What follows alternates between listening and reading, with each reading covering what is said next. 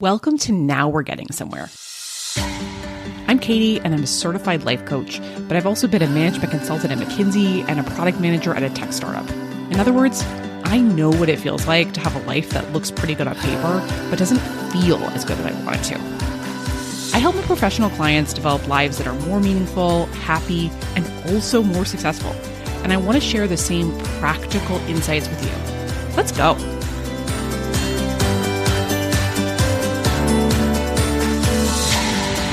Hey everybody. Today I'm talking about a topic that is very close to my heart, which is how the heck do we, on one hand, do work that we are genuinely proud of and show up at our jobs in a way that we are genuinely proud of, and do that while also having lives in which we have time and energy for ourselves and what matters most to us outside of work. We could call this topic cultivating work-life balance or battling work burnout or overwork, but it's become increasingly clear to me through my one-on-one life coaching work that this issue, this challenge, this holy grail of actually having genuine, desirable work-life balance, it's something that almost everyone who has a job is struggling with. Like maybe 75% of my one-on-one clients, we're going to talk about this issue at some point in our time together.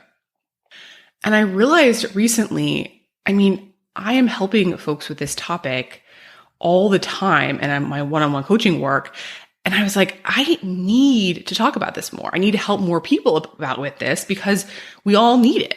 So today I want to do a few things. First, I want to tell you about my personal work-life balance role model and inspiration, and why she's my role model and inspiration, and why I really needed a role model, especially at a certain point in my life. And then I want to tell you about something new that I will be offering to help those of you who want better work-life balance, or more concretely, those of you who would be interested in working fewer hours each week without sacrificing work quality. I am so excited about this offering, by the way, that I could almost burst, but first things first, let's jump in. So as I said, I wanted to talk first about my own work-life balance role model. And to do that, I want to take you back almost 15 years ago to when I was a business analyst at McKinsey, my first job out of college. When I was there, at least, it was not shocking or necessarily unusual to have projects that would go until 10 p.m. at night or midnight or sometimes 2 a.m. And I remember having conversations, for an example, with an associate partner who had a family. He had kids and a wife, and he told me that sometimes he would just stay in a hotel room over the weekend near his client site, so several states away from where his family actually lived. He'd just stay in the hotel and work all weekend. And it was very clear to him and to me that this was not ideal or sustainable in the long term, but it was also not shocking or unheard of in terms of the culture or what people were doing in general. And in the middle of all of that, there was me. And, I was certainly willing to work hard. I had worked quite hard and intensely in both high school and college, but this was a whole new level for me because it wasn't just working hard or long, but these really extraordinarily long hours. It was at the point where getting enough sleep was a challenge. Exercise didn't really happen. Very limited free time. When I did have free time, I was just physically very tired and emotionally kind of frazzled a bit of the time because I was working so much. So all those fun things that I wanted to be doing. And I was in my early 20s living in Manhattan, and I wanted to be swing dancing and taking improv comedy classes and dating guys or whatever I was up to at the time. All my energy for that felt really limited. And I remember the people around me at my job, the people who were at my level and who seemed to be the most successful, they worked as much or honestly usually more than me. And the people ahead of me, the partners, the directors, the engagement managers, it honestly seemed at least as bad and potentially even worse in terms of hours worked. So on the one hand, I had this really strong internal drive to be excellent at what I was doing, this drive I've had my whole life. And this is a drive that I'm actually really proud of, that feels important to me to do good work. And on the other hand, it felt like the story I was getting about what was required for good work was basically work a lot of hours, work a lot of hours and you'll do well and be respected. And in the middle of that, I'm quite tired and as a result, not super happy. And even like 4 months in, I'm already thinking about leaving because I just don't love being so tired. But I managed to hang on. And then maybe a year and a half into my time at McKinsey, I cross paths with Jenny. And Jenny, she is a light. She is a shining star. I mean, she is literally a shining star because she's actually quite good at her job. I never actually worked with her, but I worked with people who worked with her and heard people talk about her. And everything that was said about her was, wow, Jenny's really good. Jenny had done graduate work, I think in environmental engineering or something like that. And she mostly did engagements related to green energy type stuff at McKinsey, but she was known to be good. Her work product was good, which I think is important to say. But also, and this is really why Jenny was a shining star to me, she was good at her job, but she also had a great life. And she really cared about having a great life. So she was extremely efficient with her work, extremely organized, and usually done by around 4:30 p.m. And this was information that I got from people who worked on her teams or with her directly. They would say, oh yeah, Jenny likes to be done by 4:30. And because she was an engagement manager, so she managed a team, she typically made sure her whole team was done early too. And what did she do with this time? Well, Jenny liked rock climbing at a rock climbing gym. We were in New York, so there are rock climbing gyms nearby, and she liked baking. And she did quite a bit of both of those things outside of work. Like she rock climbed several afternoons a week after work, and she baked at least once a week. And I remember just being like, what? Like someone works at McKinsey who leaves at 4:30 p.m. And let's be clear, not the kind of leaving at 4:30 where then you're back online by 7 and then you're working till midnight. Yes, I think she started a bit on the early side, so maybe like 8 if I remember correctly, but she stopped at 4:30 and she was done because she wanted to get her rock climbing in. She wanted to get her baking in. And I was like, people at McKinsey do this? This is real? And this is the part of the story where I really, really wish I could say, I met Jenny and she inspired me so much and she showed me what was possible. And because I now knew it could be done, I found a way to completely revamp my working habits and my mindset, and I got my hours down, just like her. Or even if I couldn't say that, I wish I could say, I met Jenny. And then I begged to be on a team with her. And I begged her to teach me everything she knew. And then she taught me how to change my working habits and my mindset. And I got my hours down just like her. But unfortunately for me, that is not what happened. I mean, to be truthful, I did have the thought, oh, maybe I should try to get on Jenny's team. But then I immediately also had the thought, oh, I'm not good enough for that. She might let me on her team, but then she would see that I was mediocre and it would be so embarrassing. I think on some level, I had decided in my mind that Jenny was just a unicorn and a genius. And I was a person with only average intelligence and average capability. So I just have to keep working super hard in order to get by. Like unicorns can get their hours down, but average people just have to grind. On some level, I figured it was better to just kind of know Jenny from afar. And as you can imagine, she was just a cool person with her interest in green energy and rock climbing and baking. And we did have a few conversations together. But overall, I was like, I just don't want to get too close to her and have her realize that I'm only just okay at my job and not amazing like she is. So I kind of kept doing my thing as best I could. And to be clear, I mean, I did take several different steps to reduce my working hours. A big piece of that was carefully choosing my projects and some other strategies. And look, it worked to some degree, but it was not nearly what Jenny did and not nearly enough because I was still tired and working too many hours and convinced that Jenny was some kind of magical unicorn who, through her own luck and genius, had cultivated a work-life balance that just wasn't possible for most people.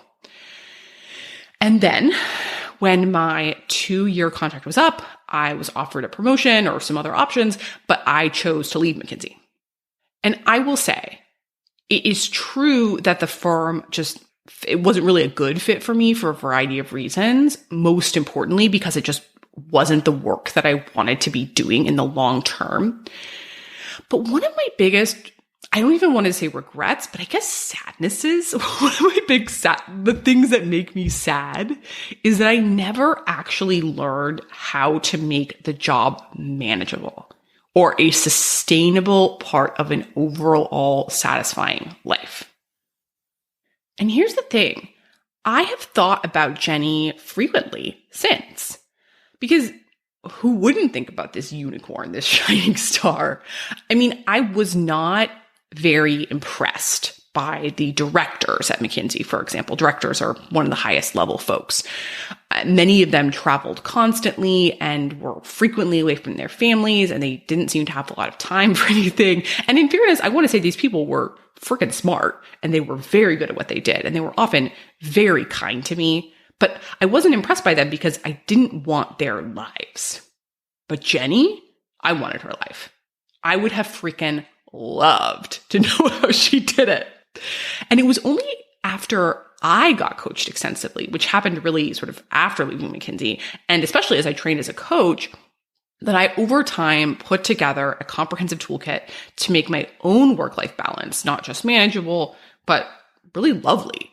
And then simultaneously, I started coaching people. And when you know it, whatever else most people have going on, whether they want better relationships or more authenticity or more meaning or whatever, they would also typically like to work at least a little bit less. So I started figuring out how to coach my clients to reduce their own working hours without sacrificing work quality, because whoever my clients were across the board, the quality matters. We're not going to reduce the hours and then have you show up in a way that you do not feel proud of at your job. That's just never on the table.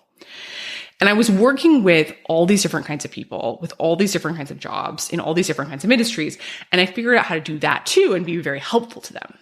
And the biggest insight I got from that was that reducing work hours without sacrificing quality, you don't have to be a genius and you don't have to be a unicorn. It's really important to say that. But you do have to do things differently than many people around you. And you have to think differently and take different action. And it requires a pretty diverse toolkit. And frankly, it can be hard to do on your own. I mean, there was a reason why I hadn't done it on my own and needed help. And there was a reason why my one-on-one clients needed help too. It's just genuinely hard to do on your own. And probably because I struggled so much in this area, it was really, really satisfying to see so many of my clients doing better in this area. It felt like it became this kind of personal mission I had to create this alternative option for what work could be like. And it felt like I was helping them do what I would have freaking loved to do when I was trapped in that overwork cycle at my first job. And over time, I have started to feel like I want to help more people than I can with my small one-on-one coaching practice. In my dreams, there's a whole movement of people who do good work and simultaneously have lovely and sustainable lives when they're not working. I don't want it to just be individual people here and there. I want a movement. So today I want to offer you something new. I want to offer you 10 hours back. 10 Hours Back is the name of a small group coaching program that I will be offering this spring, starting in May. And the offer of the group, perhaps unsurprisingly, is that I will help you reduce your work week by 10 hours, no matter your work culture, industry, or boss. And yeah, that might sound radical. So I just want to say it again. In this group coaching experience, in 10 Hours Back, I will help you reduce your work week by 10 hours, no matter your work culture, industry, or boss. 10 hours back. I am serious. I know this is possible for you because I've already helped so many people do it. And the best news of all, as I said, is that you do not have to be a unicorn or a genius or know how to do it naturally. There are concrete skills you can learn and actions you can take, and anyone can learn them. But it can be a little complicated, and it can be a bit hard for the average person, frankly, me included, to do on their own. I will be teaching exactly what I wish I knew at McKinsey when I was burning with jealousy over Jenny's amazing work-life balance. It will be an intimate group program, so only 10 people meeting with me personally in 90-minute Zoom calls over 4 months. So you'll get lots of direct connection and coaching with me. But also, I really love the group nature of this program because I think that one of the core challenges of reducing our hours at work is that it can feel like, well, everyone I know works too many hours. That's just what people do. And I want you to know personally, 9 other people who are also very intentionally cultivating a work-life balance where they do excellent work, but they also have time for the rest of what they value outside of work. To me, this group is about starting a movement that redefines what is possible for work-life balance. Because yeah, you're going to do excellent work, but also you're going to have a life. And you're going to have 10 hours back each week. 10 hours back is for you if you love your job, but you just want more space for the rest of your life too. But it's also for you if you're pretty sure that your job isn't for you in the long term, but you kind of want to just clean up your working habits and your brain so you don't get caught in this cycle of overwork at your next job and you don't bring this level of burnout to your next job. So if that's intriguing to you, let's just talk about a few more concrete details. As I said, the group will start in May, and I will open up enrollment to the waitlist first, starting at the beginning of April. The investment in the program is $5,000 or 4 payments of $1,375. And if all this is of interest to you, you can sign up for that waitlist I mentioned at katieseaver.com/10 hours back waitlist. It's all one word. And the link to that, that was a lot to hear, will be in the show notes. And as I said, I'm going to give folks on the waitlist first access to sign up in early April. So if it's something of interest to you, I would highly recommend getting on that waitlist. There's only 10 spots. So I do think it will probably sell out. And if you're listening to this podcast much later, you can still check out that same link. There'll be other info there about resources for you, even if the group has already begun. So if this topic resonates, don't worry, I'm still looking out for you even later. But if you are listening to this in real time, and if you are thinking to yourself, hell yeah, I want 10 hours back a week, go to katieseaver.com/10 hours back waitlist, all one word, or check out the link in the show notes to get on the waitlist. Because team, just imagine what you could do with 10 hours back each week. See you soon, everyone. I'll be rooting for you. If you really want to change in a meaningful, lasting way, that's when you need a life coach. Every client I've worked with has had incredibly personalized reasons why they're in the tired or anxious or stuck or uninspired state they're in. Working with me can help you identify those roadblocks, which are usually blind spots that you genuinely cannot see, and implement a profoundly customized, doable plan for overcoming them. I have a very small, high-end, one-on-one coaching practice. If you'd like to be my next client, reach out at katieseaver.com. I'd love to meet you.